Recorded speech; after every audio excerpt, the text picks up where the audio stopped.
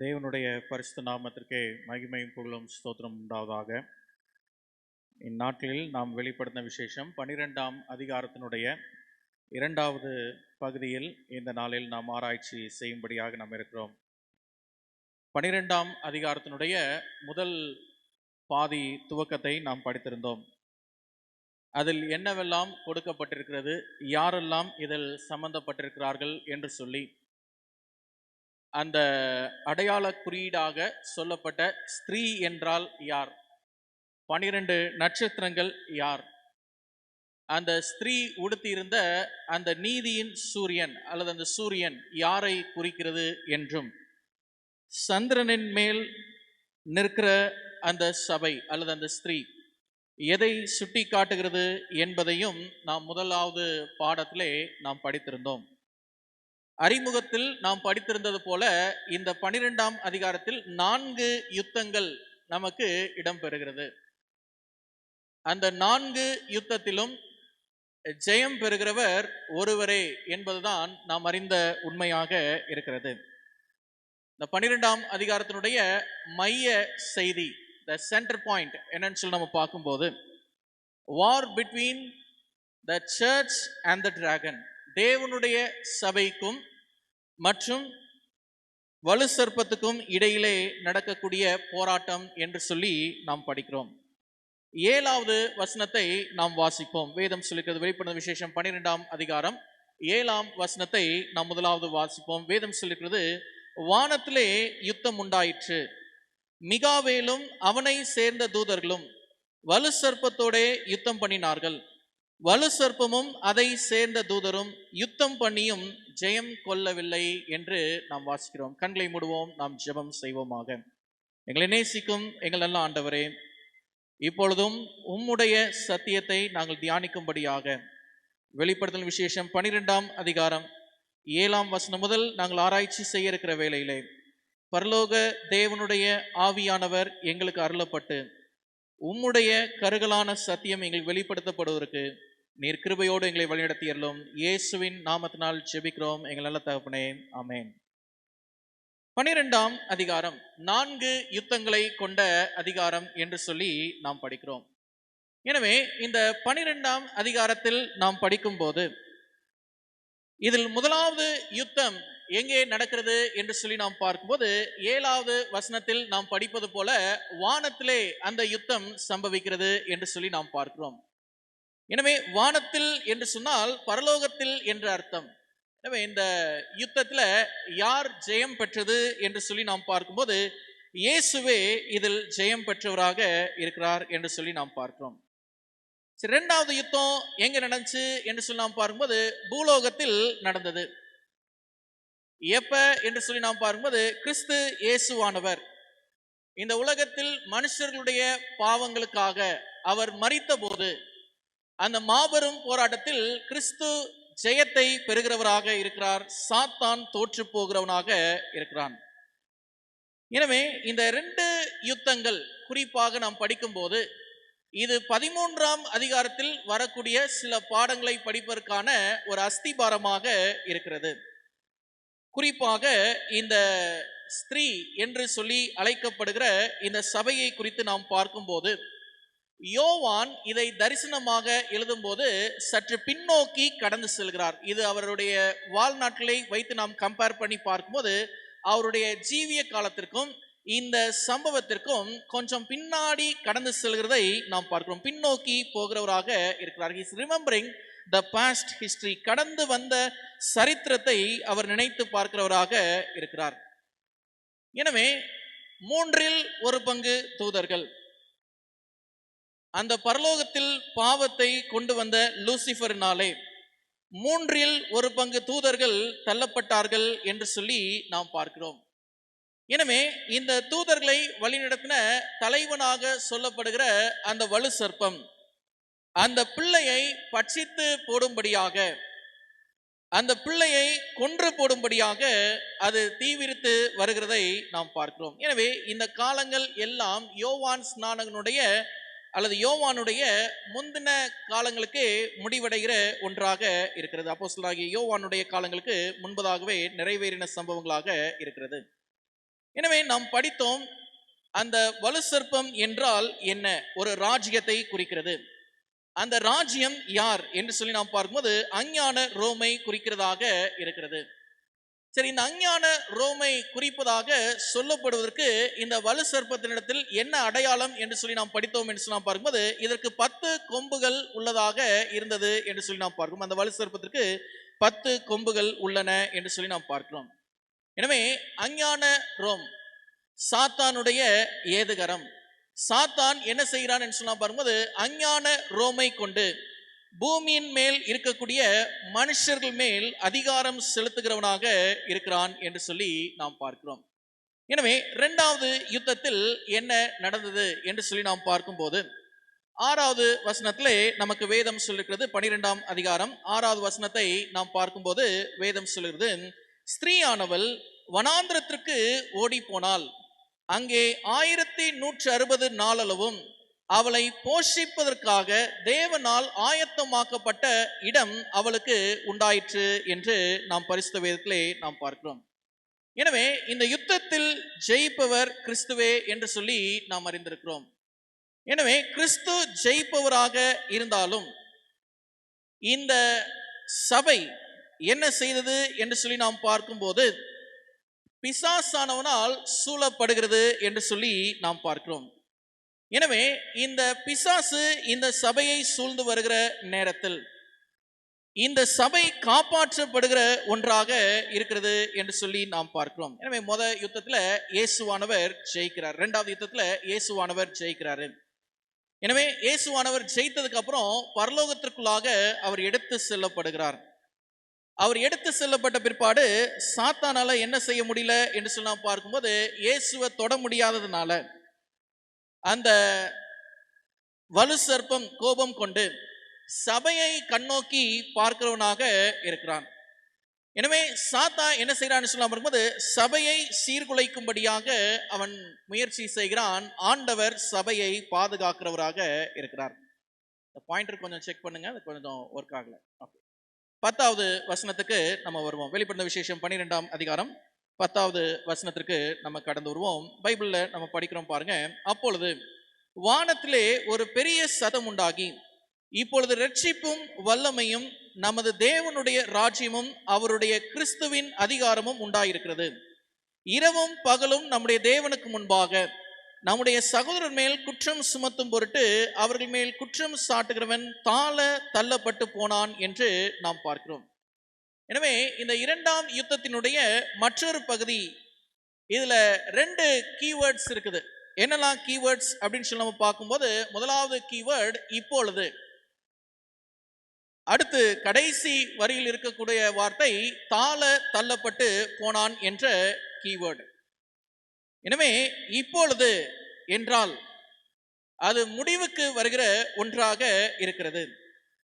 எனவே இதை எப்படி நம்ம விளங்கிக் கொள்வது? யோவான் இதை குறித்து நமக்கு வெளிப்படுத்துறார் பாருங்க. யோவானின் சுவிசேஷம் 12ஆம் அதிகாரத்துல 31ஆம் வசனத்தை நாம் பார்க்கும்போது வேதம் சொல்லுகிறது, இப்பொழுதே புறம்பாக தள்ளப்படுவான் என்று நாம் பார்க்கிறோம். எனவே அந்த வெளிப்படுத்த விசேஷம் 12ஆம் அதிகாரம் 10ஆம் வசனமும் யோவானின் சுவிசேஷம் 12ஆம் அதிகாரம் 31ஆம் வசனமும் ஒரே வார்த்தைகளை கொண்டு ஒரே அர்த்தங்களை பேசுகிறதாக இருக்கிறது. எதை வெளிப்படுத்துகிறது என்று சொல்லி நாம் பார்க்கும்போது நியாய தீர்ப்பு உண்டாகிருக்கிறது. இந்த நியாய தீர்ப்பிலே இந்த உலகத்தின் அதிபதியாக சொல்லப்படக்கூடிய சாத்தான் தள்ளப்படுவான் என்று நமக்கு வேதம் நமக்கு சொல்லியிருக்கிறது. எனவே இப்பொழுது என்றால் என்ன அர்த்தம்? இப்பொழுதுனா எப்பொழுது? நமக்கு வரக்கூடிய கேள்வி. இப்ப என்று சொன்னா எப்ப அது சம்பவிக்கும்? கிறிஸ்துவானவர் தன் ராஜ்யத்தை அவர் பெறுகிறார். கிரயத்திற்காக, மனுஷனுடைய பாவத்திற்காக மரித்த கிறிஸ்துவானவர் அவருடைய இரத்தத்தினாலே நம்ம எல்லாம் மீட்டு கொண்ட பிற்பாடு அவர் ராஜ்யத்தை பெறுகிறவராக இருக்கிறார். அப்பொழுது இந்த வலு சர்ப்பம் அல்லது பிசாசானவன் அங்கே தோற்கடிக்கப்படுகிறவனாக இருக்கிறான். 32ஆம் வசனத்திலே வாசிப்போம். வேதம் சொல்லுகிறது, யோவானின் சுவிசேஷம் 12ஆம் அதிகாரம் 32ஆம் வசனத்துல, நான் பூமியிலிருந்து உயர்த்தப்பட்டிருக்கும் போது எல்லாரையும் என்னிடத்தில் இழுத்துக் கொள்வேன் என்றார் என்று சொல்லி நாம் பரிசுத்த வேதத்திலே நாம் வாசிக்கிறோம். எனவே வாட் இஸ் எக்ஸால்டேஷன்? அவர் உயர்த்தப்படுவது என்று சொன்னால் என்ன? 33ஆம் வசனத்தை பார்ப்போம். தாம் இன்ன விதமான மரணமாய் மரிக்க போகிறார் என்பதை குறிக்கும்படி இப்படி சொன்னார் என்று சொல்லி நாம் பார்க்கிறோம். எனவே அவருடைய குரூசிஃபிக்ஷன், அவருடைய மரணம், அந்த மரணம் தான் பிசாசானவனை துரத்தி அடிக்கிற ஒன்றாக இருக்கிறது. இரண்டாம் யுத்தம் இந்த வெளிப்படுத்த விசேஷம் 12ஆம் அதிகாரத்தில் முடிவடையும் போது கிறிஸ்துவே அந்த ராஜ்யத்தை பெற்றவராக இருக்கிறார். ஒரு காலத்தில் அந்த ராஜ்யம் எல்லாம் சாத்தானுடைய கரங்களில் இருந்தது. இப்ப உலகத்தின் அதிபதியாகிய சாத்தானை ஆண்டவர் தோற்கடித்து அவருடைய கைகளில், பெஸ்ட் ஆஃப் 3ல எத்தனை ஜெயிக்கணும்? 2, மினிமம் 2 ஜெயிச்சா டோர்னமெண்ட் 1. இங்க பார்த்தோன்னா பெஸ்ட் ஆஃப் 4, பெஸ்ட் ஆஃப் 4ல 2 தடவை யார் ஜெயிச்சிருக்கிறது? எஸ், ஆண்டவர் ஜெயிச்சிட்டார். இப்ப 3வது யுத்தம் நடக்க போகிறது. சாத்தான் என்ன செய்யறான்னு சொல்லாம் பாரும்போது பயங்கர ஆக்ரோஷமாக வந்து தாக்குகிறான். எனவே இதுக்கு மேல போராடினால் ஜெயம் கிடைக்குதோ இல்லையோ, மேட்சை எப்படியாவது டிராப் பண்ணணும், தோற்று போகக்கூடாது என்பதற்காக மிகவும் கடுமையாக கெர்ச்சிக்கிற சிங்கம் போல யாரை விழுங்கலாம் என்று சொல்லி சுற்றி திரிகிறவனாக மிகவும் கோபத்தோடு யாரை வந்து சந்திக்கிறான் என்று சொல்லலாம் பாரும்போது, கிறிஸ்து எடுத்துக்கொள்ளப்பட்ட பிற்பாடு அவரை விசுவாசிக்கிற ஒரு மெய்யான கூட்டமாகிய அவருடைய சபையோடு அவன் வந்து யுத்தம் செய்கிறவனாக இருக்கிறான்.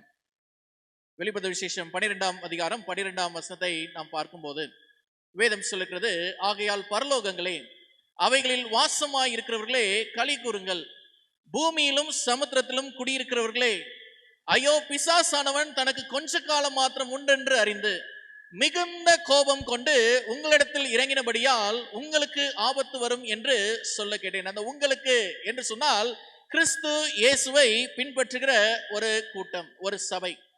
இது எப்ப தோன்றின சபை என்று சொன்னா பாரும்போது, கிறிஸ்துவின் பிறப்புக்கு முன்பதாக தோன்றின ஒரு சபை. கிறிஸ்துவின் பிறப்புக்கு முன்பதான காலத்திலிருந்து அவருடைய வருகை வரைக்கும் ஒரு சபை இருக்கும். அது கிறிஸ்துவையே விசுவாசிக்கிற சபையாக இருக்கும். அவருடைய கட்டளைகளுக்கு கட்டுப்படுகிற ஒரு சபையாக இருக்கும். அவருடைய சத்தியத்தின் மேல் தாகம் கொண்ட ஒரு சபையாக இருக்கும். அவருடைய சத்தியத்திற்கான வெளிச்சத்தை பிரகாசிக்கிற ஒரு சபையாக இருக்கும். சாட்சியாகமத்தை கடைபிடிக்கிற ஒரு சபையாக இருக்கும். இந்த சபைக்கு எதிர்த்து பிசாசானவன் என்ன செய்கிறான் என்று சொன்னா வரும்போது பயங்கர கோபத்தோட, மிகுந்த கோபத்தோட யுத்தம் செய்ய வருகிறான் என்று சொல்லி நாம் பார்க்கிறோம். ஏனென்றால் 2 தடவை தோத்துட்டான். இப்ப இந்த டோர்னமெண்ட் டைல நிக்குது. அதை எப்படியாவது ஜெயிக்க வேண்டும் என்பதற்காக, எப்படியாவது போராட வேண்டும் என்பதற்காக சபைக்குள்ள இந்த பிசாசானவன் என்ன கொண்டு வரான் என்று சொல்லலாம் பார்க்கும்போது உபத்திரவத்தை கொண்டு வருகிறவனாக இருக்கிறான். உபத்திரவத்தை கொண்டு வந்தான். 1ஆம் நூற்றாண்டில் இருந்த சீஷர்கள் எல்லாத்தையும் இரத்த சாட்சிகளாக மரிக்க செய்தும் அவனை பின்தொடர்ந்த மற்ற சீஷர்களையும் அப்போஸ்தலர்களையும் அவன் கொன்று குவிப்பதற்காக பிற்பாடு ரோம ராஜ்யத்தை அவனுடைய கைவசப்படுத்தி கொண்டு இந்த பூமியிலே மெய்யான கிறிஸ்துவை பின்பற்றுகிற எந்த ஜனக்கூட்டத்தையும் அழித்து நிர்மூலப்படுத்துகிற ஒரு அதிகாரமாக சாத்தான் மாறுகிறான் என்று சொல்லி நாம் பார்க்கிறோம். வலு சர்ப்பம் இந்த அளவிற்கு அதிகாரத்தை எடுக்கிறதாக இருக்கிறது. 13ஆம் வசனத்தை பார்ப்போம்.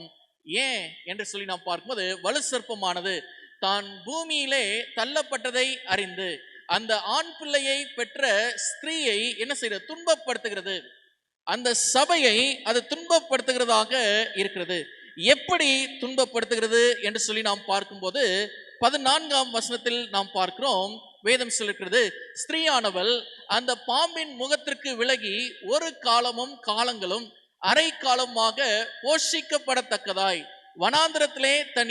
வனாந்திரத்தில் உள்ள தன் இடத்திற்கு பறந்து போகும்படி பெருங்கழுகின் 2 சிறகுகள் அவளுக்கு கொடுக்கப்பட்டது என்று சொல்லி நாம் பார்க்கிறோம். எனவே ஸ்திரீயானவள் சபை இப்ப இந்த சாத்தானுடைய உபத்திரவத்திலிருந்து தப்பித்துக் கொள்ளும்படியாக சபை எங்க போகுது என்று சொல்லி பார்க்கும்போது வனாந்திரத்திற்கு போகுது. எனவே வனாந்திரத்திற்கு போகக்கூடிய சபைக்கு ஆண்டவர் என்ன செய்திருக்கிறார் என்று சொல்லி பார்க்கும்போது அது முழு வல்லமையை செயல்படுத்துவதற்காக ஒரு இடம் ஒன்றை ஆண்டவர் நியமித்திருக்கிறார். எனவே சபை இப்ப எங்க இருக்குதுன்னு சொல்ல வரும்போது வனாந்திரத்துல இருக்குது. வல்லமையாய் ஊழியம் செய்ய வேண்டும். எனவே அந்த ஸ்திரீயானவளுக்கு, சபைக்கு 2 பெருங்கழுகின் செட்டைகள் கொடுக்கப்பட்டிருக்கிறது என்று சொல்லி நாம் பார்க்கிறோம். அந்த சபைக்கு ஆண்டவர் அடுத்து என்ன செய்யறாருன்னு சொல்லி நாம் பார்க்கும்போது, போஷிக்கப்படத்தக்கதாக ஒரு இடத்தையும் ஆண்டவர் வச்சிருக்கிறாரு. சபை உபத்திரம் வந்துச்சு, சபை எங்க போயிடுச்சு? வனாந்திரத்துக்கு போயிடுச்சு. போறதுக்கு பெருங்கழுகின் செட்டைகள் கொடுக்கப்பட்டிருக்குது. சபை அங்க வனாந்திரத்துல இருக்கும்போது, பசி உண்டாகும் போது அல்லது பஞ்சங்கள் எழும்பும் போது போஷிப்புக்கான ஆதாரத்தையும் ஆண்டவர் அந்த சபைக்கு வனாந்திரத்திலே கொண்டு வந்திருக்கிறார். சரி, எதை வைத்து ஆண்டவர் போஷிக்கிறார் என்று சொல்லலாம் பார்க்கும்போது, அவருடைய வார்த்தையை கொண்டு ஆண்டவர் சபையை போஷிக்கிறவராக இருக்கிறார். மேலும் மேலும் சபை வல்லமை அடைகிறதாக இருக்கிறது. இருளிலே மங்கி எரிகிற வெளிச்சமாக இருந்தாலும் நாளடைவிலே அது என்ன செய்கிறது என்று சொல்லலாம் பார்க்கும்போது, காலங்கள் அரை காலம் இத்தனை ஆண்டுகள் கடந்து செல்லும் போது, 1260 வருஷங்கள் கடந்து செல்லும் போது, மகா உபத்திரவத்தின் காலத்தை கடந்து வந்த பிற்பாடு இந்த சபை மீண்டுமாக பிரகாசிக்கிற ஒரு அனுபவத்தை பெறுகிறதாக இருக்கிறது. எனவே மகா பெரிய உபத்திரவ காலம், அநேகர் கொலை செய்யப்பட்டவர்களாக இருந்தார்கள். சத்திய வெளிச்சம் அணையாமல் அவர்கள் பார்த்து கொண்டவர்களாக இருந்தாங்க. நீ நம்ம கையில சத்திய வெளிச்சம் அது மங்கி எரிகிறதா, அல்லது பிரகாசித்து எரிகிறதா, அல்லது அணைந்து காணப்படுகிறதா? உபத்திரவ நாட்களில் இந்த சபையை குறித்து நாம் பார்க்கும்போது, நெருக்கடியின் மத்தியிலும் அந்த சத்திய வெளிச்சம் எரிவதற்கு ஏதுவாக அற்புதமாக வனாந்திரத்திலே அந்த சபை போஷிக்கப்பட்டதாக இருந்தது. கர்த்தருடைய வார்த்தையினாலே பலப்பட்டதாக இருந்தது.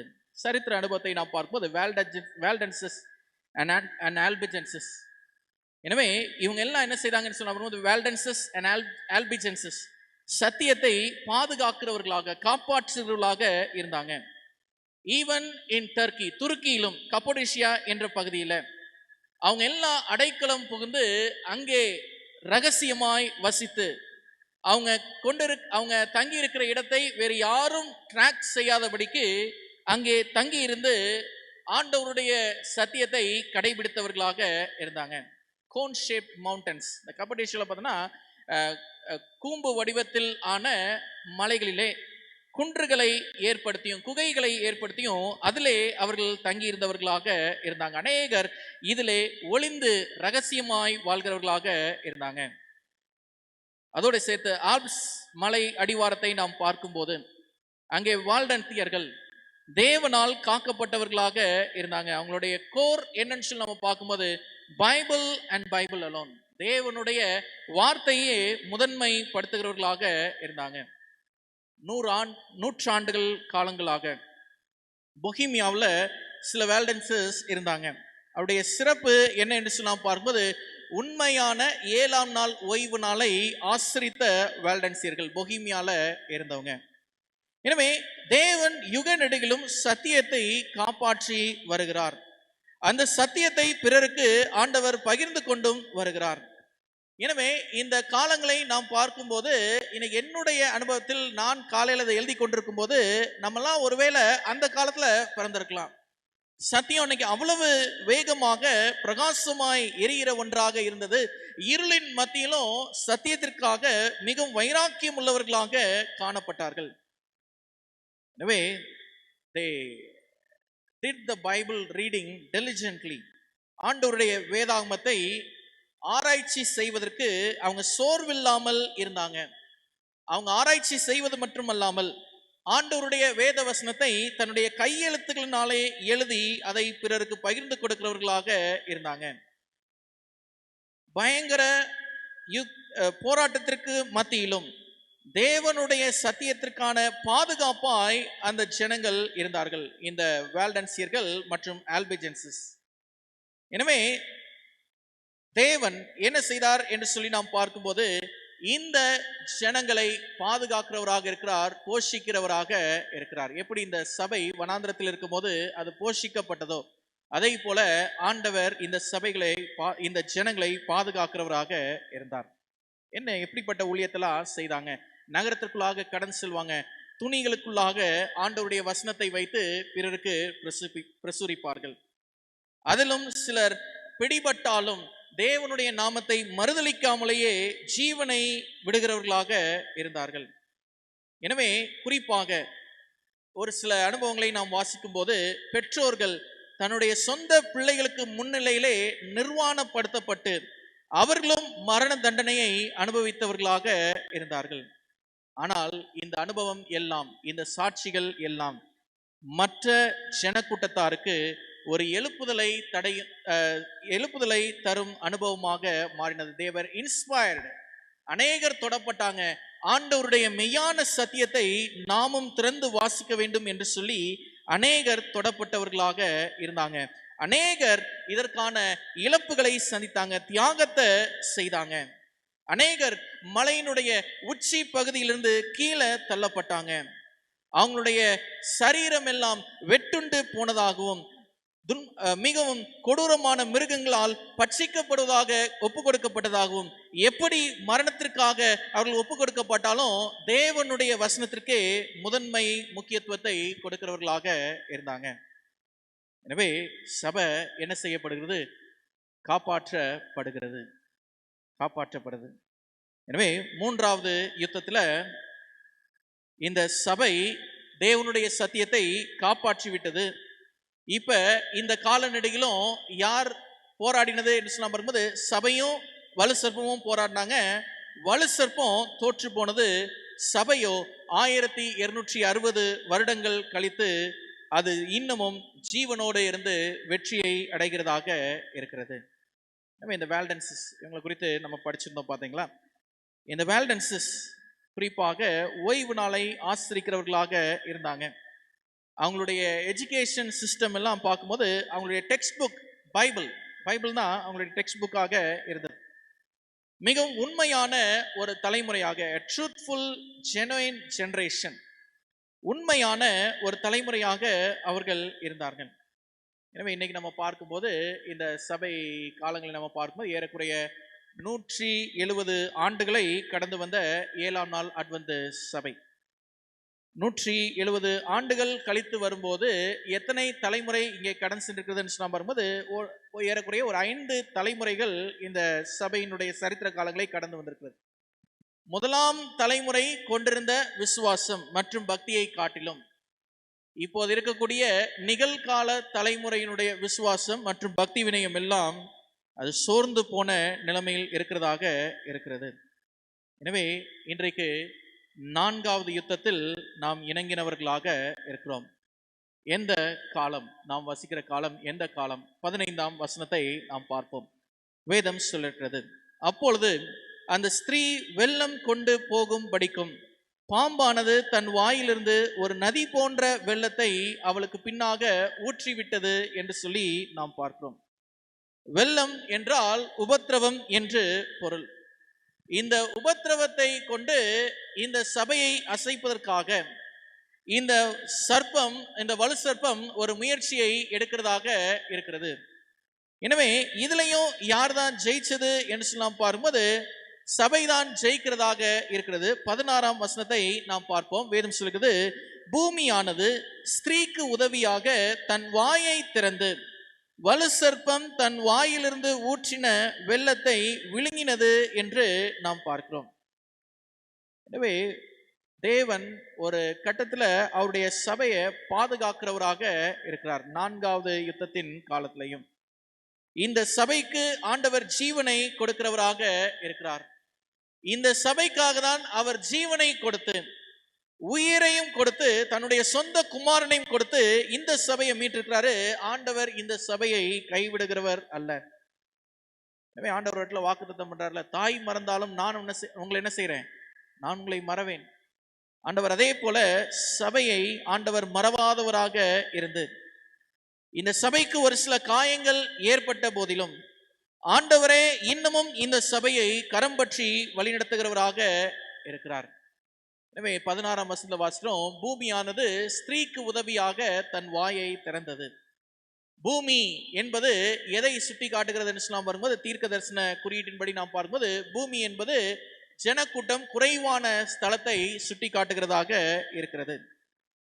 இந்த இருண்ட காலங்களிலே ஐரோப்பா முழுவதிலும் இந்த ரோம ராஜ்யத்தினுடைய அட்டூழியம் செய்யப்பட்ட வேளையிலே இந்த சபை பரிசுத்தத்தை காத்து கொள்ளும்படியாக, சத்தியத்தை காத்து கொள்ளும்படியாக பிரகாசிக்கிற வெளிச்சமாக இந்த இந்த சத்தியம் பிரகாசிக்க வேண்டும் என்ற நோக்கத்தோடு இந்த ஜனம் எல்லாம் அல்லது இந்த சபை எல்லாம் என்ன செய்தாங்க என்று சொல்லலாம் பார்க்கும்போது ஐரோப்பாவிலிருந்து தொலைதூரத்தில் இருக்கக்கூடிய அமெரிக்காவுக்கு கடந்து சென்றார்கள். கிறிஸ்டோபர் கொலம்பஸ் அமெரிக்காவுக்கான அந்த கடல் வழி பிரயாணத்திற்கான வழியை அவர் கண்டுபிடிக்கிறவராக இருக்கிறார். எனவே அவர் இந்த வழியை கண்டுபிடித்த பிற்பாடு people started migrating from Europe to US. எல்லாருமே ஐரோப்பாவிலிருந்து அமெரிக்காவுக்கு சென்று அவர்கள் அங்கே குடியிருக்கும்படியாக கடந்து போறாங்க. அந்த அமெரிக்க தேசத்திலே அப்பொழுது செவ்விந்தியர்கள் ஒரு எண்ணிக்கையில் வாழ்ந்திருந்தவர்களாக இருந்தாங்க. எனவே செவ்விந்தியர்களுடைய பாரம்பரியம் என்ன என்று சொல்லி நாம் பார்க்கும்போது அவர்கள் வரவேற்கிறவர்களுடைய கரங்களிலே வான்கோழி கொடுத்து அவர்களை வரவேற்கிறவர்களாக இருப்பாங்க. எனவே ஒவ்வொரு வருஷத்திலும் நவம்பர் மாதம் அமெரிக்கா தேசத்தில் இப்பயும் அந்த தேங்க்ஸ் கிவிங் சீசன் சொல்லி ஒன்று இருக்கும். அதில் பார்த்தோன்னா பெரும்பாலும் எல்லார் வீட்லையும் அந்த டர்க்கி அந்த வான்கோழி ஒரு சிறப்பு விருந்தின் உணவாக படைக்கப்படும். இல்லை அந்த ரெட் இண்டியன்ஸுடைய பாரம்பரிய பழக்கங்கள். எனவே இந்த ரெட் இண்டியன்ஸ் இந்த செவ்விந்தியர்கள் வரக்கூடிய அந்த இமிகிரன்ட்ஸ் அந்த ஐரோப்பாவிலிருந்து அடைக்கலம் தேடி வரக்கூடிய ஒவ்வொரு மக்களையும் அன்பாய் வரவேற்கிறவர்களாக அவர்களுக்கு ஆராதனை செய்வதற்கான சுதந்திரத்தை கொடுத்து அவர்களுக்கு வாழ்வாதாரத்தையும் ஏற்படுத்தி கொடுக்கிறவர்களாக இந்த செவ்விந்தியர்கள் இருந்தார்கள். எனவே 100 ஆண்டுகள் கடந்து செல்லும் போது இந்த சிறிய ஜனக்கூட்டம் இந்த சிறிய சபை ஒரு தேசமாக மாறுகிறது.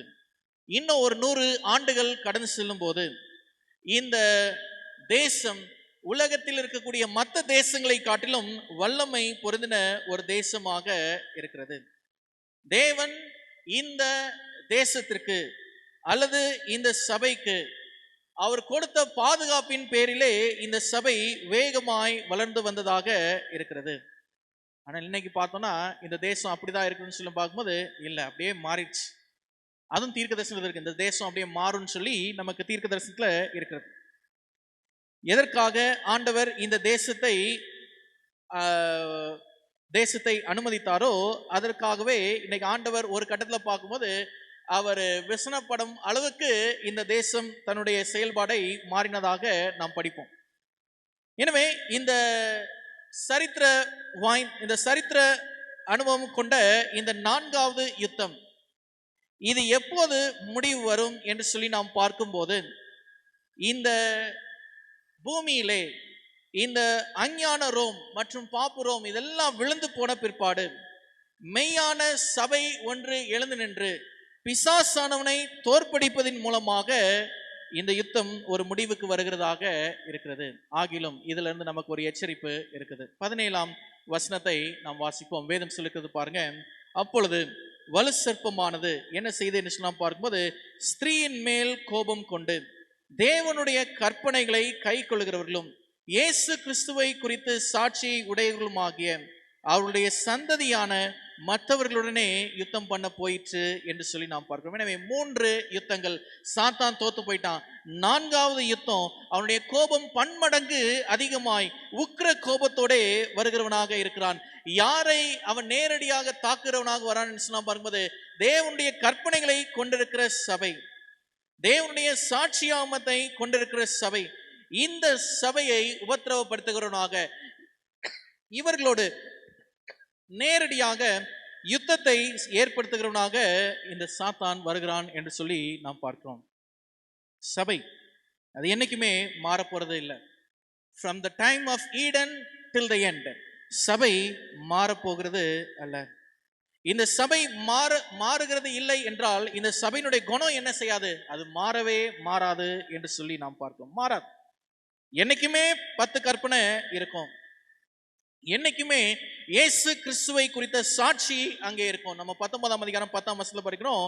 அந்த சபைக்கு என்ன இருக்கணும்? தீர்க்க தரிசன ஆவி இருக்கணும். ஆண்டவர் ஒவ்வொரு கால நெடுகிலும் அவருடைய சபையை தீர்க்க தரிசிகளை கொண்டு ஆண்டவர் செய்தியை கொடுத்து சபைகளை பலப்படுத்தி வருகிறவராக இருக்கிறார். எனவே தீர்க்க தரிசன வரம் என்பது ஒவ்வொரு சபைக்கும் கொடுக்கப்பட்ட ஒன்று. அப்ப கடைசி காலத்தில் இந்த சபை ஒன்று சொல்லப்பட்டிருக்கிறது. இந்த சபையினுடைய குணம் என்ன என்று சொன்னா 10 கற்பனை இருக்கும். இந்த சபை தீர்க்க தரிசனம் வரம் பெற்ற ஒரு சபையாக இருக்கும். கிறிஸ்துவின் குணத்தை கொண்டவர்களாக இருப்பாங்க. அப்போஸ்தலருடைய ஊழிய அனுபவத்தை பெற்றவர்களாக இருப்பாங்க. தேவனுடைய வார்த்தையே இந்த சபைக்கான அஸ்திபாரமாக இருப்பார்கள் என்று சொல்லி ஒரு சபை ஒன்று இருக்கும். அந்த சபை ஒரு பயங்கரமான ஒரு யுத்தத்தை சந்திக்கிறதாக இருக்கிறது. Prophetic church. எந்த சபை என்று சொல்ல பார்க்கும்போது மீதமான சபை. அந்த போராட்டம் எப்படி இருக்க போகிறது? பயங்கரமா இருக்கும். அதிக பலத்தோடு செய்யப்படுகிற ஒரு போராட்டம்.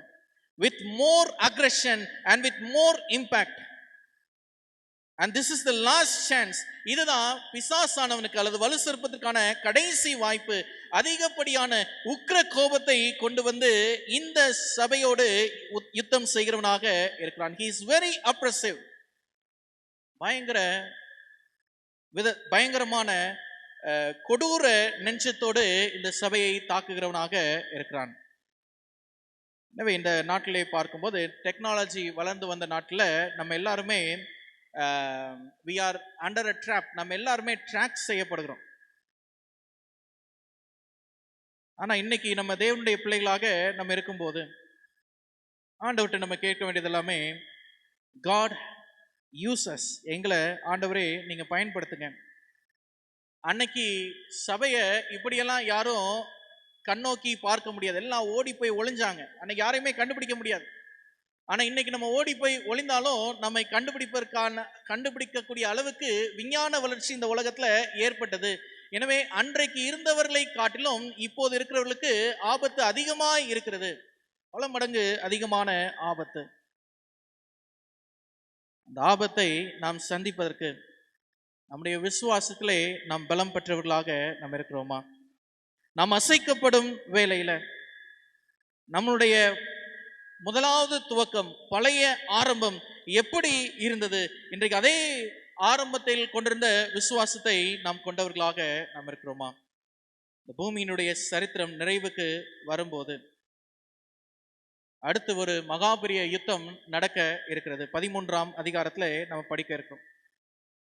பார்த்தோம்னா அனல் பறக்கும் ஒரு யுத்தமாக இருக்கிறது. சாத்தானில் என்னெல்லாம் செய்ய போறான் அப்படின்றத நம்ம பகிரங்கமான ஒரு தரிசன பார்வையிலே இங்கே யோவான் வெளிப்படுத்திருக்கிறதை நாம் பார்க்கிறோம்.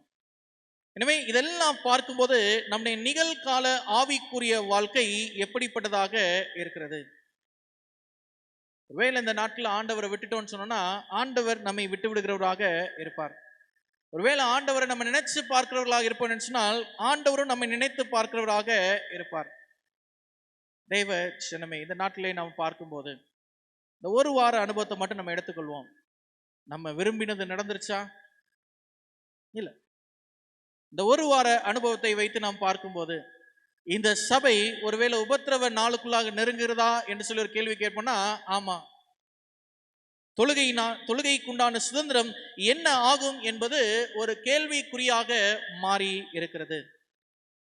எனவே சாத்தானுடைய பயங்கர உக்கிர கோபமான நாள் நம்மை சீக்கிரம் சந்திக்கும்படியாக இருக்கிறது. நாம் மாறிவிட்டோமா? ஆண்டவர் நம்மை சந்திக்கும் அளவுக்கு நம்மளுடைய இருதயம் ஆண்டவரை பற்றினதாக இருக்கிறதா? எவ்வளவு போராட்டம் வந்தாலும், எவ்வளவு நெருக்கடிகள் வந்தாலும் கிறிஸ்துவை பின்பற்றுகிறவர்களாக நம்ம இருப்போமா? அல்லது மாயையான போதகம் இதெல்லாம் நமக்கு உபதேசிக்கப்பட்டாலும் இதெல்லாம் கடந்து வந்து நாம் நிலை நிற்கிறவர்களாக நாம் இருப்போமா?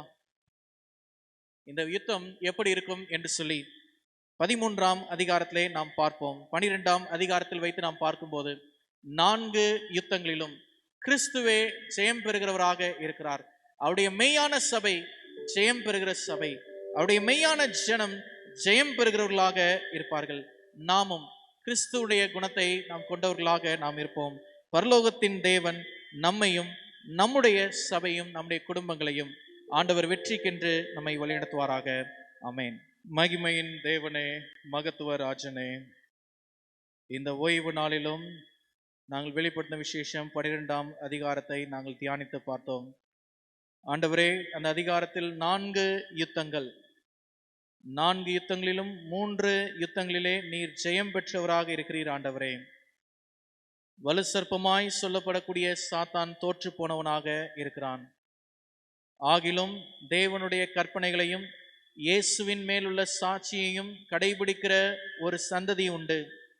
அந்த சந்ததியை அவன் யுத்தம் மூலமாக சந்திக்கிறவனாக, அந்த சந்ததியை நிர்மூலப்படுத்த வேண்டும் என்ற நோக்கத்தோடு அவன் உக்கிர கோபத்தோடு கடந்து செல்கிறதை ஒரு எச்சரிப்பாக நீர் எங்களுக்கு கொடுத்திருக்கிறீரே. ஆனால் எங்களுடைய நம்பிக்கை எல்லாம் நடத்துவார் இன்பண்ணம் மாறுதல் சாரும் வண்ணம். ஆண்டவரே, நாங்கள் எவ்விடத்தில் இருந்தாலும் உம்முடைய கரம் எங்களை வழிநடத்தும் என்ற நம்பிக்கையை இன்றைக்கு எங்களுக்குள்ளாக பிறந்திருக்கிறது. இந்த உலகத்தில் ஒவ்வொரு நாளிலும் நாங்கள் கேட்கக்கூடிய செய்தி, யுத்தங்களினால் ஏற்படக்கூடிய அழிவுகள், அரசியல் சூழ்ச்சிகளினால் ஏற்படக்கூடிய அழிவுகள். ஆண்டவரே, இன்னும் மெய்யான விசுவாச பிள்ளைகள் மேல் தொடுத்தப்பட இருக்கிற ஒவ்வொரு உபத்திரவங்கள், மாயையான போதனைகள், இது எல்லாம் உம்முடைய சபையை அசைத்து கொண்டிருந்தாலும் ஆண்டவரே, இந்த சபையை ஜெயிக்கிற ஒரு சபையாக இருக்கும் என்பதையும் நீர் எங்களுக்கு வெளிப்படுத்திருக்கிறீரே. ஆண்டவரே, ஏதேன் தோட்டத்தின் காலம் தொடங்கி உம்முடைய வருகை வரைக்கும் ஒரு சபை ஒன்று இருக்கும், அதனுடைய குணம் மாறாமல் இருக்கும் என்று சொல்லி நாங்கள் படித்திருக்கிறோமே. நாங்கள் அந்த சபையாக, குணம் மாறாதவர்களாக, ஆண்டவரே உம்முடைய கற்பனைகளுக்கு கட்டுப்படுகிறவர்களாக, உம்முடைய வசனத்தை ஆதாரமாய் வைத்திருக்கிறவர்களாக, உம்மை இந்த சபையினுடைய வஸ்திரமாய் வைத்து எங்களுடைய நிர்வாணத்தை நாங்கள் மறைத்துக் கொள்கிறவர்களாக, ஆண்டவரே அப்போஸ்தலருடைய ஊழியத்தை நாங்கள் நினைவு கூறி அவருடைய தியாகத்தை நாங்கள் பின்பற்றிருக்கிறதுனாலே அவர்களுடைய அடிச்சுவடுகளில் நாங்கள் நடக்கிறவர்களாக நாங்கள் மாறி இந்த குணத்தை உம்முடைய வருகையின் நாள் வரைக்கும் நாங்கள் காப்பாற்றுவதற்கு ஏதுவாக எங்களை நீர் பலப்படுத்தும்படியாய் நாங்கள் செபிக்கிறோம். ஆண்டவரே, சத்தியமானது யுக நெடுகிலும் மிகவும் எளிமையான ஒரு கூட்டத்தின் மூலமாக பாதுகாப்பாய் வைக்கப்பட்டது. இப்பொழுதும் ஆண்டவரே, எங்களை நீர் எளிமையானவராக நீர் பயன்படுத்தும். ஆண்டவரே, சத்தியம் காப்பாற்றப்பட்டு தேவனுடைய நித்தியம் வரைக்கும் இவைகள் பிரகாசிக்கிற வெளிச்சமாய் மாறும் அளவுக்கு ஆண்டவர் இந்த சபையையும் இந்த சபையில் இருக்கிற ஒவ்வொரு பிள்ளைகளையும் கர்த்தர் நீங்க ஆசீர்வதிக்கும்படியாய் நாங்கள் செபிக்கிறோம். அன்புள்ள ஆண்டவரே, கடந்த வாரத்திலே முடிவான தேர்தல் முடிவுகளுக்காக நாங்கள் நன்றி செலுத்துகிறோம். உம்முடைய சித்தம் இதிலே நிறைவேறிருக்கு என்பதை நாங்கள் நம்புகிறோம். ஆண்டவரே, இன்னும் இந்த நாளிலும் உம்முடைய கல்வி ஸ்தாபனங்கள் எல்லாம் 12ஆம் வகுப்பின் தேர்ச்சி விகிதத்தை பெற்றதற்காக உமக்கு நாங்கள் நன்றி செலுத்துகிறோம். மத்திய பள்ளிக்கூடத்திலும் நல்ல தேர்ச்சி விகிதத்தை கர்த்தர் நீர் கொடுத்ததற்காக உமக்கு நாங்கள் நன்றி செலுத்துகிறோம். ஆண்டவரே, தொடர்ந்து இந்த நாளின் தொழுகையில் பங்கு பெற்று கடந்து செல்கிற ஒவ்வொரு பிள்ளைகளையும் கர்த்தர் நீங்கள் ஆசீர்வதிக்கும்படியாய் நாங்கள் செபிக்கிறோம். ஆண்டவரே, நல்ல மழையை தந்தருளும். வெப்ப காலம் மத்தியிலும் எங்களுக்கான ஒரு தற்காலிக இலைப்பாறுதலையும் இந்த மழையின் மூலமாக எங்களுக்கு தந்தருளும்படியாய் நாங்கள் செபிக்கிறோம். நாங்கள் கடந்து செல்கிறோம். எங்களுடைய வழியில் நெடுக நீர் பாதுகாப்பாய் எங்களை வழிநடத்தியருளும். இயேசுவின் நாமத்தினால் செபிக்கிறோம். எங்கள் ஜெபம் கேளும் நல்ல தகப்பனே, ஆமென். என் ஆத்மாவே கர்த்தரை ஸ்தோத்திரி, என் முழு உள்ளமே கர்த்தருடைய நாமத்தை ஸ்தோத்திரி. என் ஆத்மாவே கர்த்தரை ஸ்தோத்திரி, கர்த்தர் செய்த சகல பாரங்களையும் மறவாதே. ஆமென். நம்முடைய கர்த்தராயிருக்கிற இயேசு கிறிஸ்துவின் அன்பும் பிதாவானுடைய வழிநடத்துதலும் பரிசுத்த ஆவியானுடைய பிரசனமும் தேவதூதருடைய பாதுகாவலும் விசேஷமாக இந்த நாளின் தொழுகையில் பங்கு பெற்ற ஒவ்வொரு பிள்ளைகளோடும் இன்றும் என்றும் சதா சர்வ காலமும் இருப்பதாக. ஆமென்.